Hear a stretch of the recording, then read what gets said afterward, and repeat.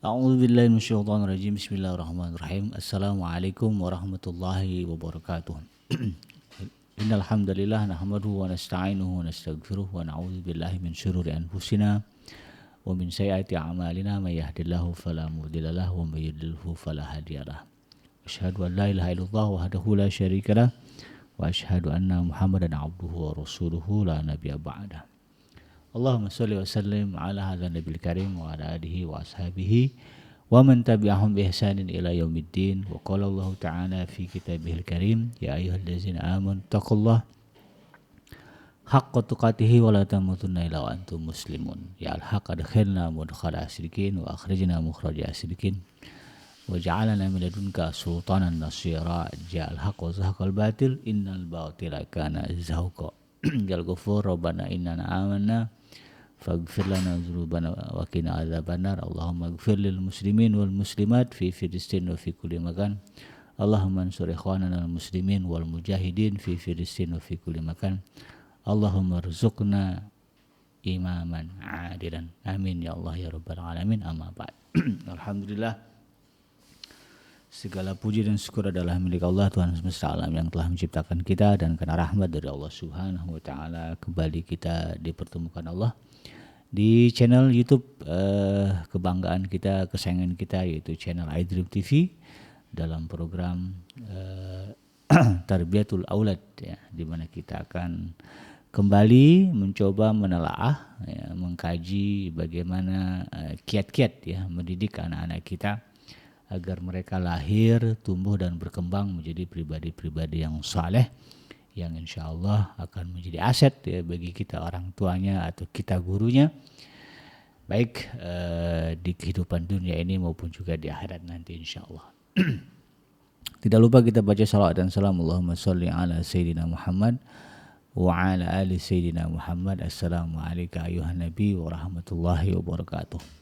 Semoga Allah terima salawat salam yang kita baca dan dilimpah curahkan kepada para nabi dan para rasul, wabil khusus ya Rasulullah Muhammad sallallahu alaihi wasallam.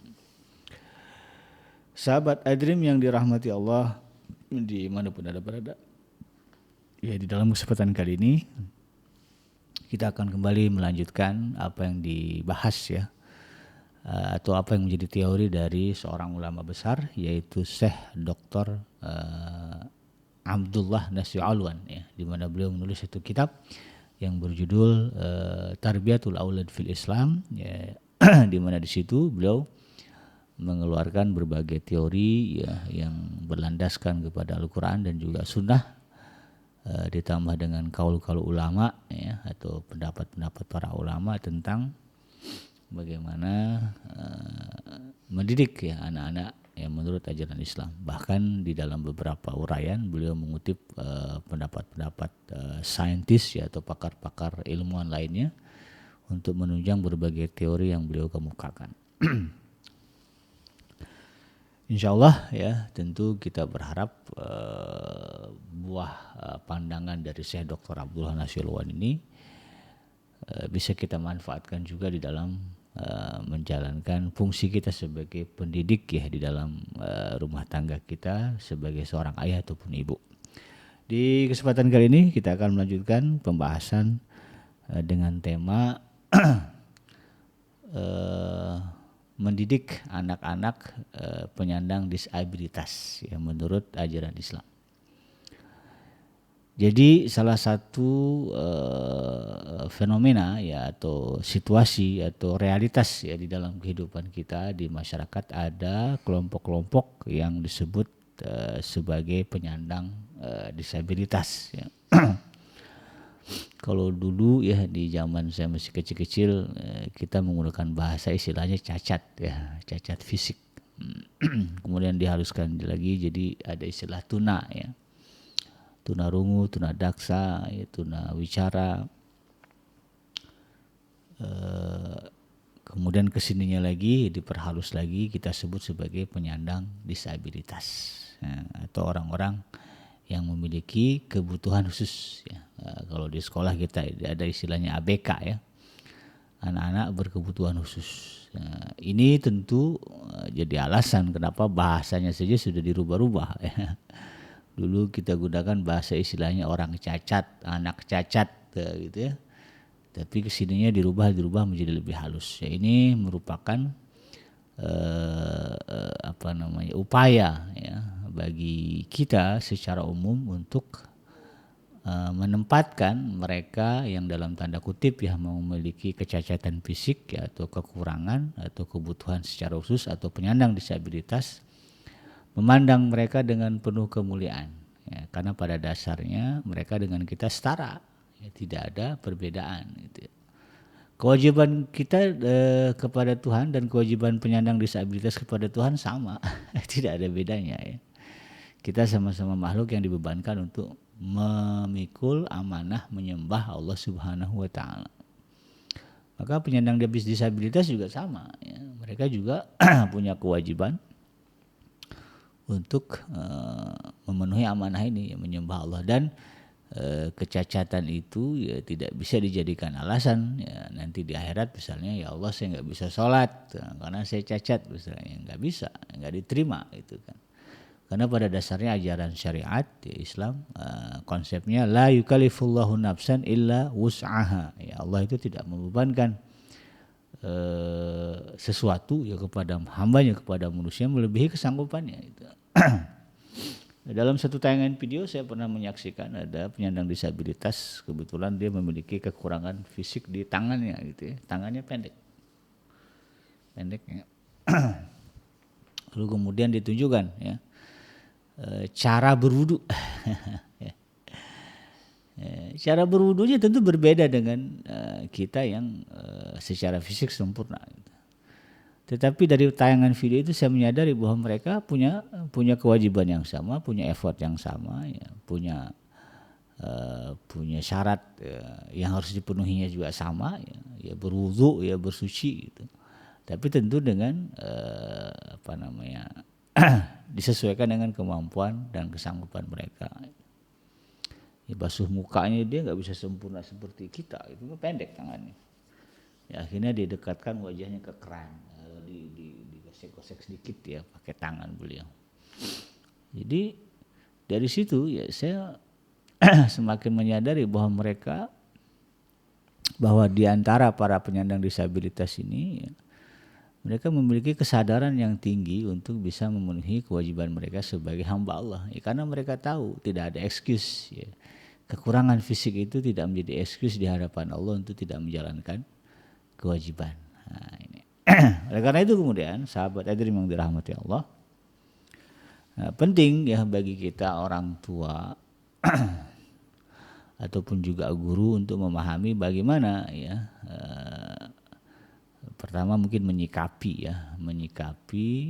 keberadaan anak-anak penyandang disabilitas ya, baik apakah itu mungkin anak kita ya, karena kan realitanya, kenyataannya ya keluarga-keluarga muslim juga banyak ya yang diuji oleh Allah Subhanahu wa taala dengan lahirnya anak-anak penyandang disabilitas.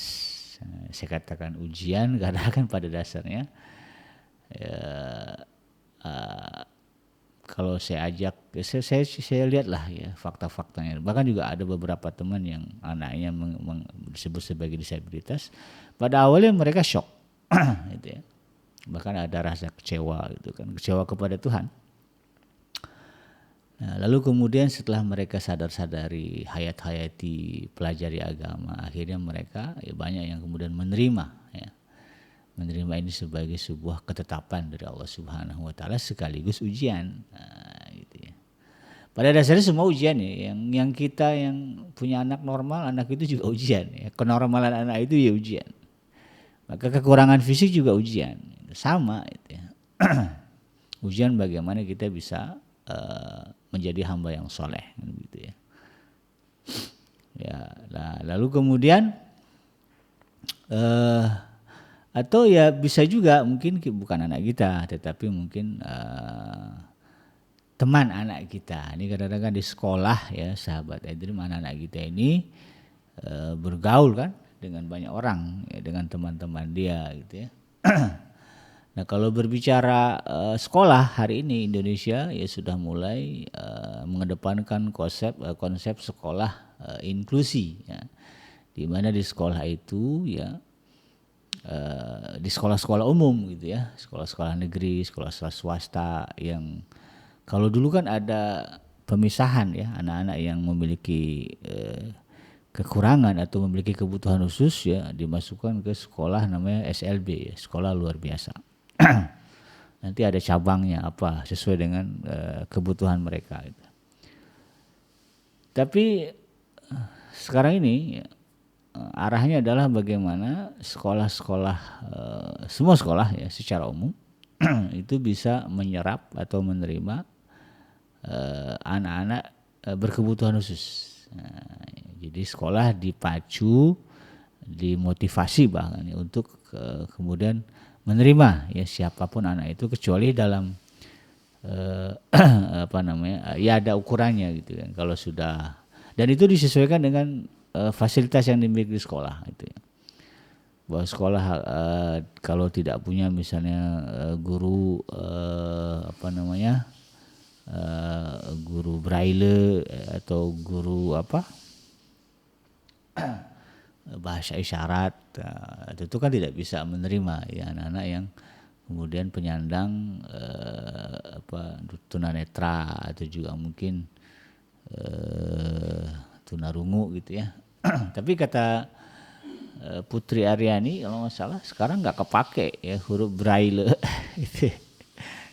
Karena anak-anak Gen Z ya yang milenial sekarang ini ya yang memiliki kekurangan fisik nggak bisa melihat mereka sudah bisa menggunakan gadget ya untuk bisa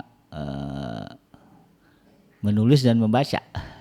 Putri Aryani itu bisa nulis dia ya, di medsos ya, di apa di IG-nya, di YouTube-nya, di Facebook-nya. Padahal kita tahu dia tidak melihat. Gitu ya. Dia punya, karena dia punya cara ya bagaimana mengatasi itu tanpa menggunakan huruf braille. Dulu katanya belajar huruf braille ya Putri Aryani itu, tapi kemudian ternyata nggak kepake sekarang. Nah, jadi pada dasarnya ya sahabat iDream ya, ketika kita mengetahui bagaimana ya sikap kita, bagaimana seharusnya kita menjalankan apa namanya melalui proses pendidikan ya atau bagaimana kita mendidik anak-anak dengan penyandang kekurangan atau disabilitas, selain untuk apa namanya ya mungkin bagi yang punya anak ya berkebutuhan khusus atau bagi teman anak-anak kita yang bergaul dengan anak-anak berkebutuhan khusus itu tadi ya, mereka juga harus mengetahui ya, cara menyikapi, cara bergaul dan ini merupakan bagian dari proses pendidikan.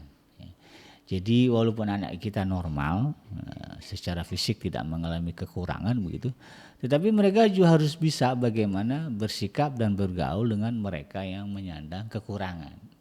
Nah, ini bagian dari pendidikan. Ya. Dan tidak ada juga jaminan di masa depan bahwa anak kita akan melahirkan anak yang menjadi cucu kita kondisinya normal, begitu ya. Belum tentu juga kan, makanya kemudian ini harus menjadi pengetahuan juga ya, pengetahuan dasar bagaimana sebetulnya pendidikan anak penyandang disabilitas di dalam Islam. Bagaimana Islam memandang itu ya, kita ya di dalam berinteraksi dengan mereka yang mengalami kecacatan fisik atau penyandang disabilitas. Nah karena pada dasarnya sahabat iDream ini tidak bisa dinafikan, tidak bisa dipungkiri bahwa ya, anak-anak yang memiliki kebutuhan khusus ya, atau penyandang disabilitas ya, pada awalnya mereka akan bertanya-tanya ya, kenapa dirinya berbeda ya, dengan orang-orang di sekitarnya ya, dan itu kemudian semakin menguat ketika dia mendapatkan perlakuan yang berbeda ya, dari teman-temannya, dari orang sekitarnya, guru-gurunya gitu ya. Nah, itu kemudian memperdalam persoalan apa namanya kejiwaan. Nah, ya, jadi tentu ya, kalau ujungnya adalah kerusakan atau negatif ya tentu kita tidak mau itu terjadi kepada siapapun lah ya yang ada di sekitar kita kemudian dia berstatus sebagai penyandang disabilitas. Dan Islam sendiri ya sahabat Edrim yang dirahmati Allah sudah digariskan oleh Rasulullah SAW sejak dulu ya bahwa kepada siapapun yang pertama ya berbicara bagaimana kita menyikapi anak-anak ya penyandang disabilitas ya. Pandangan dasarnya, pandangan basicnya, prinsip dasarnya yang harus kita miliki dan juga kita ajarkan kepada anak-anak kita ya yang normal begitu ya, yang sempurna secara fisik. Katakanlah kepada mereka bahwa di dalam Islam ya, kita tidak membeda-bedakan manusia karena masalah kekurangan fisik. Ya, karena prinsipnya laqad khalaqnal insana fi ahsani taqwim. Ya. Dalam surah At-Tin ya, kami telah menjadikan manusia dalam bentuk yang sebaik-baiknya. Ya, jadi bagi Allah yang terbaik bagi kita ya seperti ini. Yang terbaik bagi dia ya seperti itu. Termasuklah ketika kita berbicara penyandang disabilitas. Ya. Yang terbaik bagi mereka ya dari Allah itu.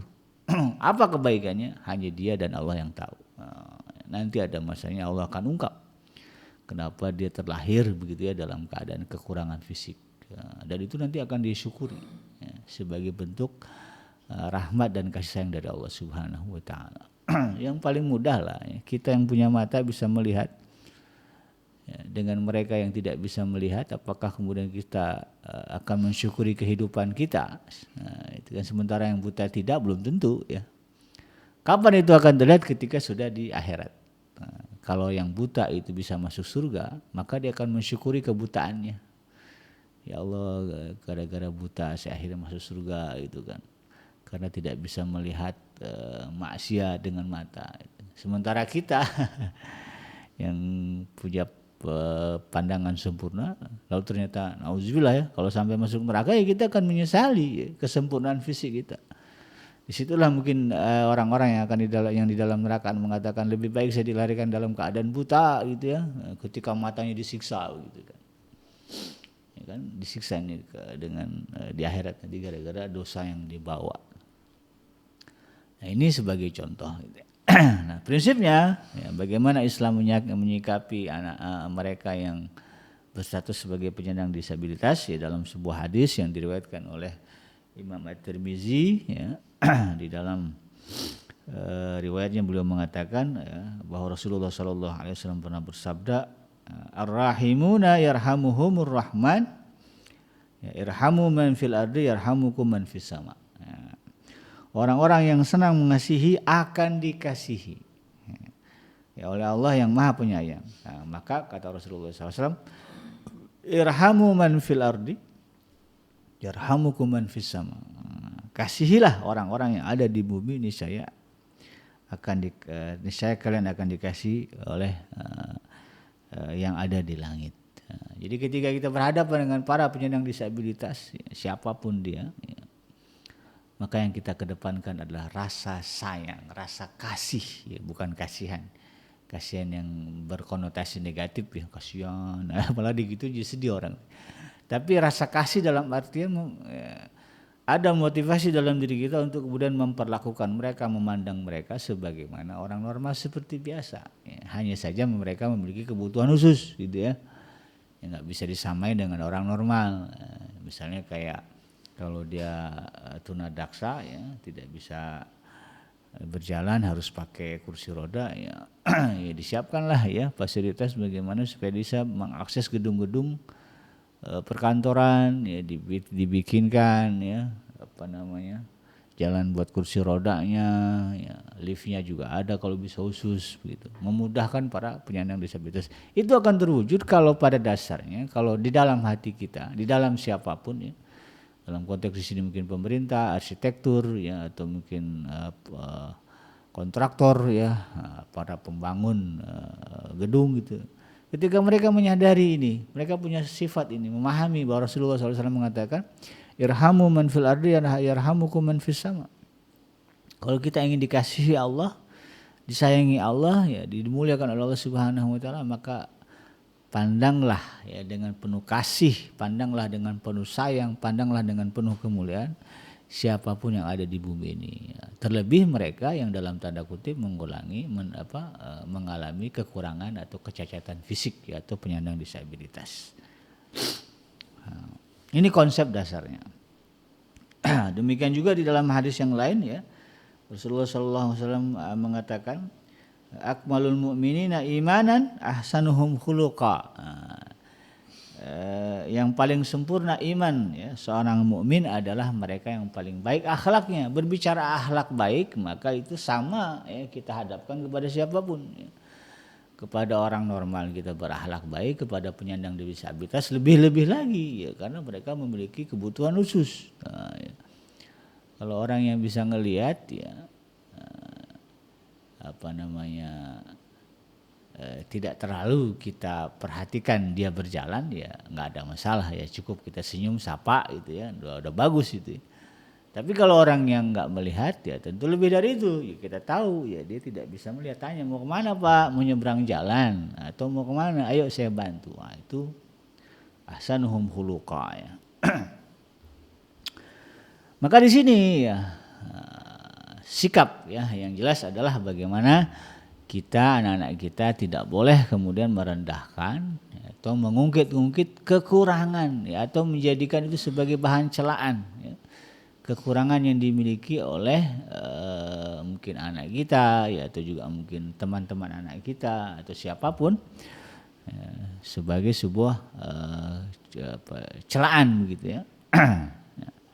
Jadi jangan sampai ya orang yang buta ya kita dipanggil ya dengan sebutan si buta gitu ya, yang matanya juling kita panggil si juling gitu ya. Yang matanya tidak bisa melihat satunya itu panggil si picak ya, atau si bajak laut ya, ini nggak boleh gitu ya. Atau yang mungkin katakanlah sindrom Down gitu ya, atau autisme ya, lalu kemudian dipanggil dengan sebutan menghina seperti sinting gitu ya. Kalau yang susah bicara dipanggil si gagu, si gagap. Kalau yang nggak bisa dengar kita sebut si budeg ya, atau sekarang si bolot gitu ya. Dengan maksud menghina. Nah, itu harus kita hindari. Nah, jadi ketika kita mendengar anak kita misalnya ya dia cerita dia bertemu dengan ini orangnya ada kekurangan fisik, lalu kemudian muncul kalimat si buta lah atau si juling lah, nah, itu kita tegur anak kita, nggak boleh. Nah, ya. Karena dia tidak meminta kepada Allah untuk dilahirkan begitu. Nah, ya.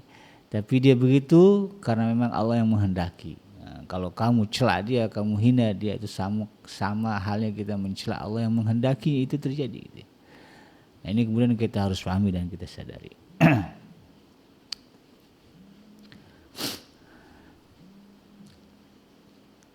Oleh karena itu sahabat yang dirahmati Allah ya, hendaknya kita para orang tua ya, atau juga mungkin pendidik ya, harus mampu menyelesaikan problematika yang berkaitan dengan persoalan mereka yang menyandang disabilitas ya, atau kekurangan ya, atau kebutuhan khusus ya. Terutama di dalam dunia pendidikan ya.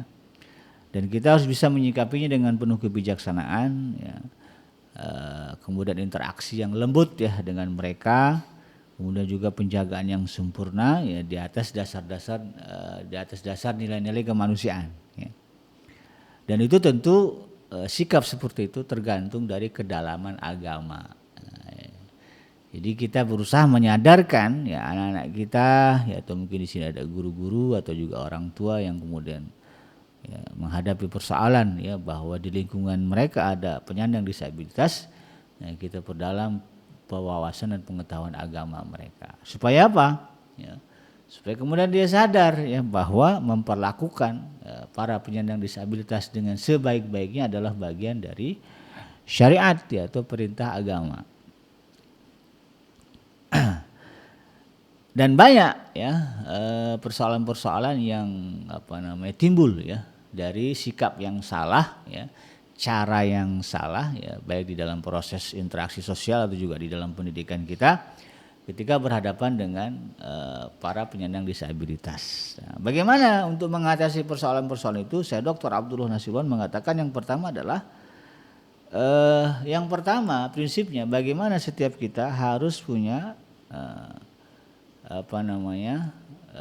keinginan, ya, harus punya pemikiran bahwa ya, memandang mereka yang memiliki kekurangan itu dengan penuh kecintaan dan kasih sayang.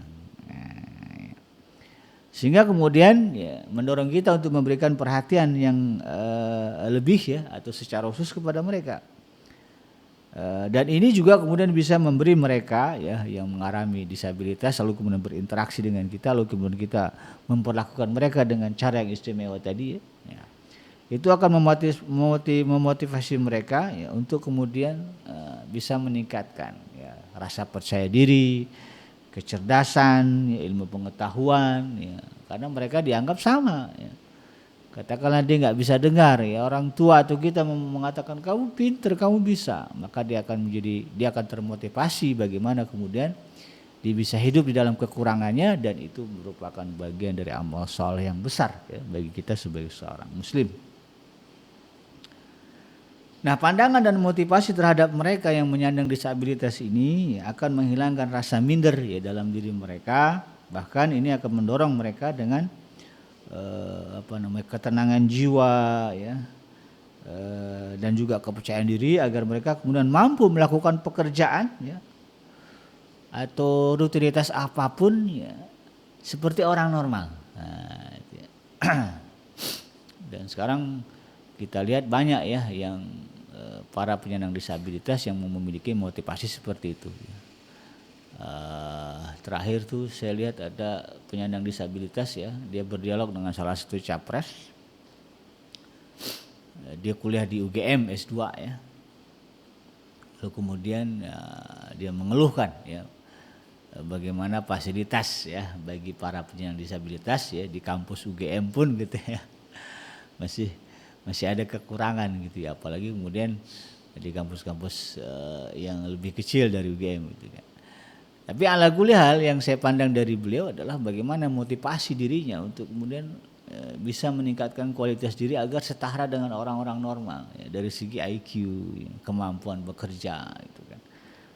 Dan ini tentu semakin baik, semakin positif ketika kita berusaha untuk menyebarluaskannya ya, di tengah-tengah kehidupan masyarakat kita. Langkah yang kedua, kata Syekh Dr. Abdullah Nasiruan ya, di dalam mengatasi persoalan ini ya, bagaimana kita memaksimalkan pendidikan bagi para penyandang disabilitas adalah hendaknya ya seorang pendidik ya, dalam hal ini mungkin guru atau juga orang tua ya, pengasuh ya, untuk menegakkan kewajiban memberikan nasihat dan peringatan kepada setiap orang yang ada di sekeliling anak tersebut ya, anak penyandang disabilitas ya. Jadi kita wajib memberikan nasihat yang positif, pandangan yang benar bagaimana bersikap, berinteraksi dengan anak-anak berkebutuhan khusus ya, kepada anak-anak yang normal. Nah, ya. Ini terutama di institusi sekolah ya, di lembaga-lembaga sekolah ya, sekolah inklusi ya. Saya pernah dulu mengajar di sekolah inklusi ya, dengan dengan ragam anak yang macam-macam ya, yang normal jelas ya. Kemudian ada anak yang memiliki kekurangan ya, ada autisme, ada slow learner ya, ada apa lagi ya macam-macam lah ya. Nah itu penekanannya ya, kita menekankan kepada anak-anak yang dalam tanda kutip normal untuk kemudian mereka juga bertemanlah, bersikaplah seperti biasa ya. Jadi jangan sampai kemudian kekurangan ya atau kecacatan fisik yang dialami temannya itu menjadi barrier ya, menjadi batasan, penghalang untuk kemudian dirinya bisa berinteraksi secara maksimal, secara baik. Dan ternyata anak-anak itu mudah kok. Ketika dilihat gurunya ya, orang-orang dewasa di sekitarnya memperlakukan temannya yang dalam tanda kutip cacat gitu ya, dengan cara yang normal, cara biasa, nah, mereka juga kemudian dengan mudah melakukan hal yang sama. Dia tidak kemudian berbeda, tapi dia tetap bisa memperlakukan teman-temannya itu dengan cara yang normal, cara biasa. Itu motivasi dari gurunya. Apalagi kalau kemudian itu ditekankan melalui nasihat-nasihat. Nasihat itu kan ada dua ya, ada nasihat melalui ucapan, ada nasihat melalui sikap atau teladan ya. Ini yang ditekankan oleh Syekh Dr. Abdullah Nasiruan. Jadi ingatkan anak-anak ini agar mereka kemudian menjauhi perbuatan atau sikap-sikap tercela ya ketika berinteraksi dengan teman-teman mereka yang memiliki kecacatan atau penyandang disabilitas.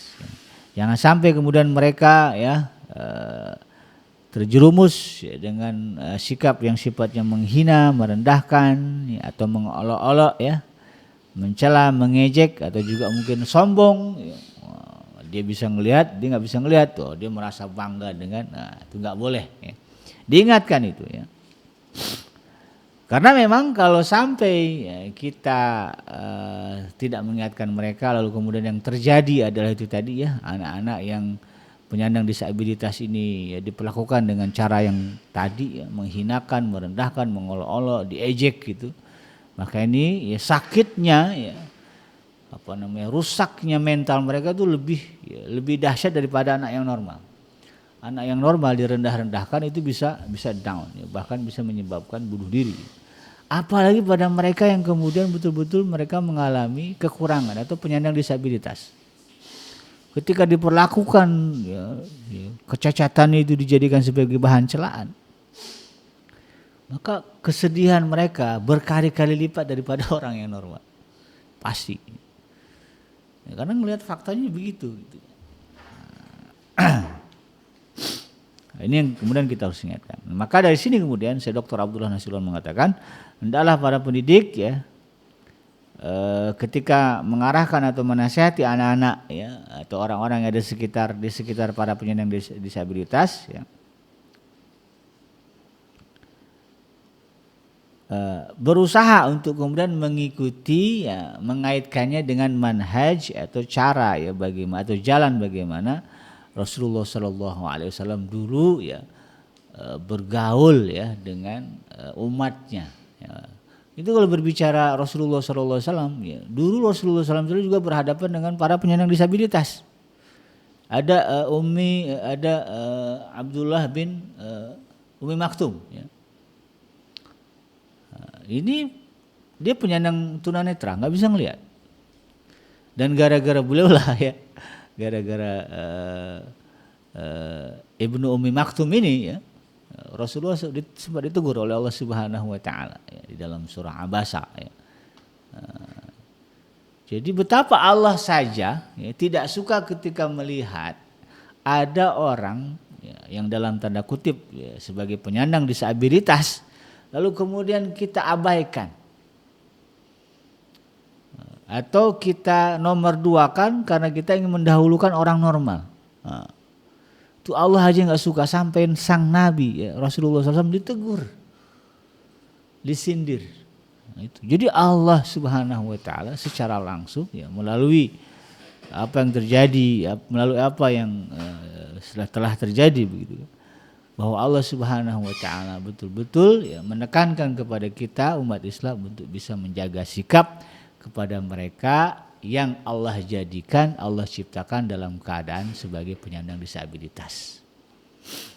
Gini loh, ini yang menciptakan dia begini itu aku, kata Allah kan begitu istilahnya.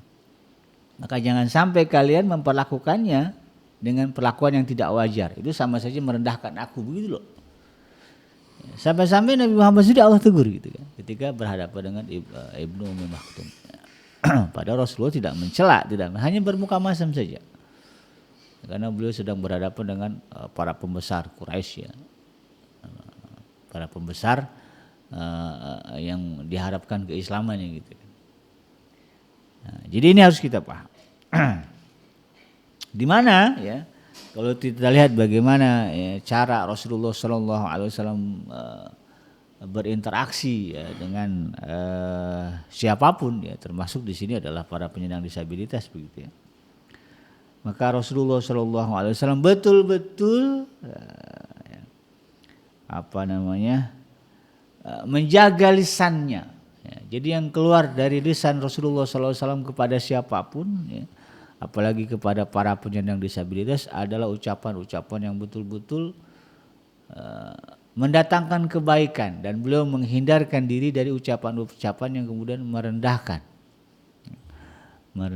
mereka. Itu yang dilakukan oleh Rasulullah Sallallahu Alaihi Wasallam. Kalau di dalam riwayat ya ada banyak ya, misalnya ada kalau yang tunanetra tadi Ibnu Ummi Maktum ya. Ada lagi namanya saya lupa ya. Ada seorang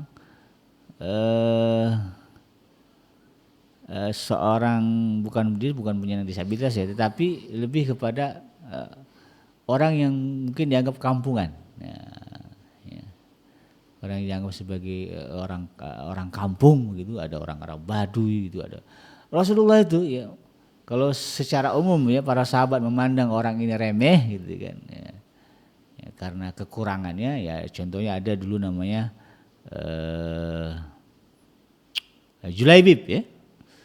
Julaibib ini secara fisik ya, kurus bahkan cenderung bungkuk ya, kemudian kulitnya hitam gelap gitu. Kemudian dia nggak punya orang tua yang nggak jelas nasabnya siapa ibu bapaknya, dan itu bagi masyarakat Madinah ketika itu sebagai kecacatan, sebagai aib, hina gitu ya. Kalau ada orang model begitu adalah secara fisik jelek begitu ya, buruk rupa, kemudian nggak jelas orang tuanya siapa. Tapi Rasulullah SAW memperlakukan Julaibib dengan penuh penghormatan, kemuliaan, karena Julaibib menunjukkan bahwa dia orang yang bersungguh-sungguh ketika berhadapan dengan syariat. Sholat selalu hadir, ya. Kalau ada seruan jihad paling depan, ya, dia akan semangat. Makanya Rasulullah itu memperhatikan Julaibib luar biasa. Sampai-sampai ketika dia masih membujang, ya, Rasulullah tanyakan, kamu nggak mau nikah Julaibib? Gitu ya. Ya kata Julaibib, sadarlah beliau ya, senyum gitu. Ya Rasulullah, siapa sih ya yang mau menikahkan saya dengan anaknya? 3 kali Rasulullah nanya, begitu jawaban Julaibib. Akhirnya kemudian di hari keempat Rasulullah SAW datang ke tempat Julaibib, lalu kemudian dibawa ya ke rumah salah seorang pemimpin Ansor. Sampai sedemikian. Dan Rasulullah meminta anak pemimpin Ansor itu menikah ya, di Pinang untuk Julaibib. Bayangkan. Ya. Jadi secara lisan pun Rasulullah ya tidak pernah menyakiti perasaan Julaibib ya, atau juga mungkin perasaan-perasaan yang lain ya, sahabat-sahabat yang lain. Ya. Dengan segala kekurangan yang ada pada diri mereka, Rasulullah tidak pernah merendahkan.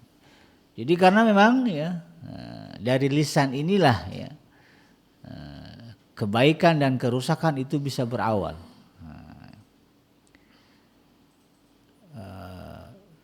Kalau dalam hadisnya Rasulullah mengatakan salamatul insan fi hifzil lisan. Seringkali keselamatan manusia itu tergantung dari ucapannya. Dalam hadis yang lain ya man kana yu'minu billahi wal yaumil akhir falyakul khairan aw liyasmut. Kalau yang siapa yang beriman kepada Allah dan hari akhirat begitu kan, maka hendaklah dia menjaga lisannya, ya hendaklah dia berkata-kata yang baik, aw liyasmut atau dia diam. Ini kepada orang normal saja gitu ya. Rasulullah perintahkan begitu ya, ngomong yang baik, atau kalau nggak bisa diam. Apalagi kalau kemudian kita berhadapan dengan mereka yang statusnya penyandang disabilitas. Kalau nggak bisa mengeluarkan kata-kata positif yang memotivasi mereka, minimal diam. Jangan kemudian malah mengelontarkan kata-kata yang mendatangkan kesedihan, kekecewaan, bahkan mungkin auzubillah mengundang keburukan Allah Subhanahu wa taala. Misalnya, hai pincang, padahal yang bikin pincang itu Allah, bukan dia minta. Itu sama aja kita mendatangkan kemurkaan Allah gitu ya. Maka dalam satu hadis yang Rasulullah SAW mengatakan, ini diriwayatkan oleh Imam Al-Bukhari ya, wa innal abda la yatakallamuna bil kalimati min sakhatillahi la yulki laha balayah yahwi biha fi jahannam. Sesungguhnya seorang hamba yang jika berbicara dengan kalimat yang mengundang murkanya Allah, gimana Allah nggak murka gitu kan? Allah yang menjadikan dia dengan kekurangannya, lalu kemudian kekurangannya kita hina, Allah pasti marah itu. Maka kata hadis ini, la yulkilaha bala yahwi biha fi jahannam. Maka tanpa perasaan ragu-ragu, kalau dia mengucapkan itu tanpa perasaan ragu-ragu ya, spontan aja gitu, pincang, picak, idiot misalnya gitu ya. Keluar begitu ya, maka kata Rasulullah SAW, maka ia akan dilemparkan ke dalam neraka jahanam oleh Allah Subhanahu Wa Taala. Nah, ini bahaya. Nah ini orang Islam harus paham, harus tahu. Ini temannya picak, matanya sebelah cacat, panggil, hei bajak laut, wah, marah Allah nanti.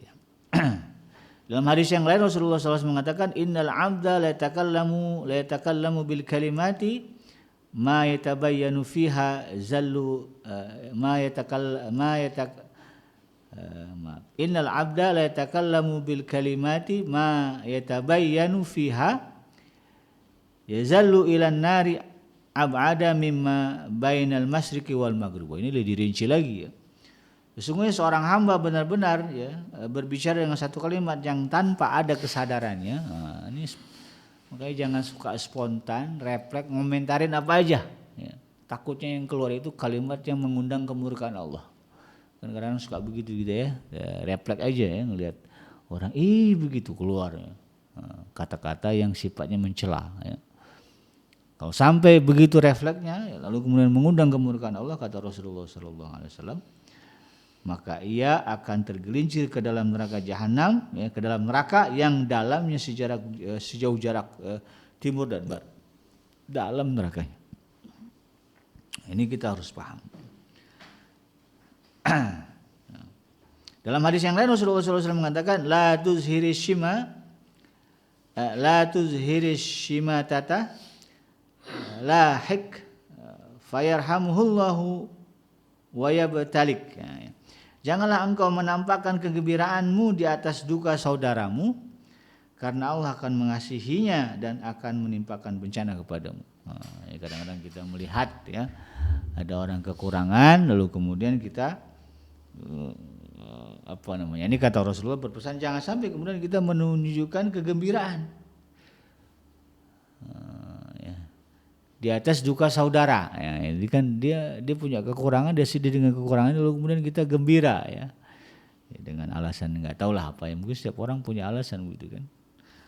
Maka kalau itu yang terjadi, kata Rasulullah SAW, Allah akan mengasihi orang yang sedang berduka itu, lalu kemudian Rasulullah katakan, dan akan menimpakan bencana kepadamu. Jadi sikap yang salah kepada para penyandang disabilitas bisa mendatangkan musibah dan bencana kepada kita.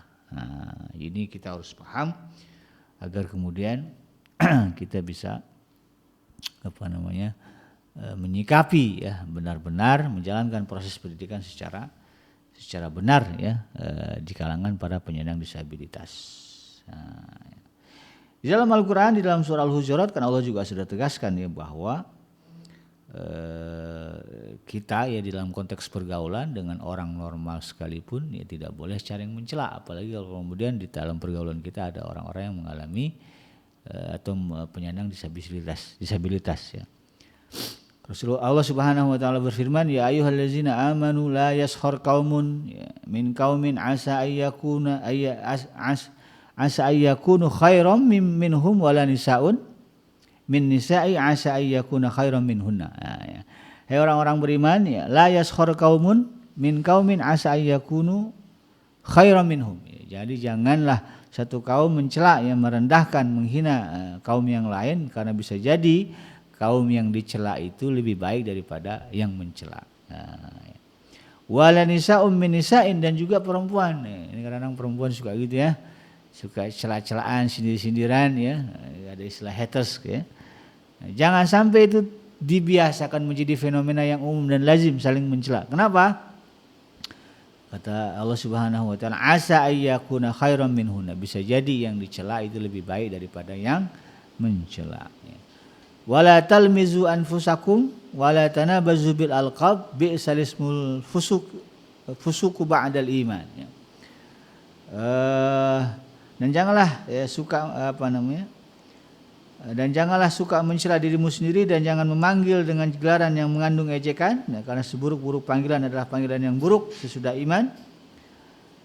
Wa man lam yatub faulaika humuz zalimun. Maka siapa yang tidak bertobat, maka mereka lah orang-orang yang zalim. Kalau dulu pernah begitu, segera tobat. Yang mungkin dulu ya zaman-zaman jahil dulu gitu ya, suka banget ya mencela, menghina, merendahkan mereka yang punya kekurangan fisik ya. Maka tobat ya, kalau nggak tobat Allah sebut sebagai orang zalim. Nah, kalau udah statusnya disebut sebagai orang zalim, apa yang menjadi hukum Allah tadi ya, dimasukkan ke dalam nerakanya Allah Subhanahu wa taala akan menimpa. Nauzubillahi min dzalik. Jangan sampai terjadi. Karena itu kemudian sahabat hadirin yang dirahmati Allah ya, ini kita tanamkan ya kesadaran ini kepada diri kita, kepada anak-anak kita, kepada orang-orang sekeliling kita, kepada murid-murid kita di sekolah ya, agar kemudian persoalan-persoalan yang muncul dari pendidikan yang salah ya, cara yang salah dalam mendidik kita terhadap penyandang disabilitas ini bisa kita minimalisir. Nah, langkah ketiga ya, yang bisa kita yang harus kita kedepankan ya di dalam menghadapi atau menjalani proses pendidikan bagi penyandang disabilitas adalah hendaklah, ini kata Syekh Dr. Abdul Nasrullah ya, hendaklah para pendidik atau guru yang menyediakan untuk anak-anak yang menderita kekurangan ya, atau penyandang disabilitas, teman-teman yang memiliki adab ya, dan juga kebiasaan yang baik ya, yang berkumpul dengan mereka, bermain dengan mereka, bertukar kata cinta di antara mereka sehingga mereka dapat merasakan kecintaan, perhatian dan kasih sayang. Nah, jadi mau nggak mau nih harus inilah ya, guru agak sedikit berat atau lebih effortnya lebih lah gitu ya. Jadi ketika tahu ini ada anak yang penyandang disabilitas, maka pilih bagi mereka teman-teman yang bisa mensupportnya. Ada yang viral banget itu di Sulawesi ya, ada anak penyandang disabilitas yang namanya Rizky kalau nggak salah ya, nggak punya tangan ya, badan juga cuman separuh gitu ya, sampai sebatas paha ya, itu nggak ada. Nah itu punya teman sekelas ya, siapa namanya saya lupa ya, perempuan ya. Nah itu selalu mainnya sama dia ya, karena yang perempuan ini betul-betul mensupport, makan disuapin gitu ya, belajar ditemenin, jadi dia nggak merasa lonely. Nah, dia punya teman yang memperhatikan. Itu jadi sorotan banyak pihak ya, bahkan dunia internasional juga banyak yang menyoroti itu. Alhamdulillah adanya di Indonesia gitu. Nah ini yang kita ingin hidupkan. Maka hidupkanlah ya di tengah-tengah anak-anak kita ya, sikap ini tadi, membiasakan penghormatan, kemuliaan kepada mereka yang kita anggap memiliki kekurangan. Nah, dan guru ya harus jeli ya untuk menempatkan teman-teman ya bagi anak-anak penyandang disabilitas. Ya kita juga kalau orang tua mungkin punya anak gitu, ternyata punya masalah disabilitas, kekurangan, maka harus pinter-pinter ya kalau di rumah ya, ini ada lingkungan anak-anak ini ya, dia harus tahu nih anak-anak mana di lingkungan kita yang kemudian ya bisa jadi teman buat anak kita. Kalau perlu, kalau memang diperlukan, di training dulu anak-anaknya. Nah, jadi kalau dia mau main ke rumah kita, mau main sama anak kita, diajarin dulu supaya kemudian dia bisa bersikap dengan baik, tidak memperkeruh suasana atau keadaan.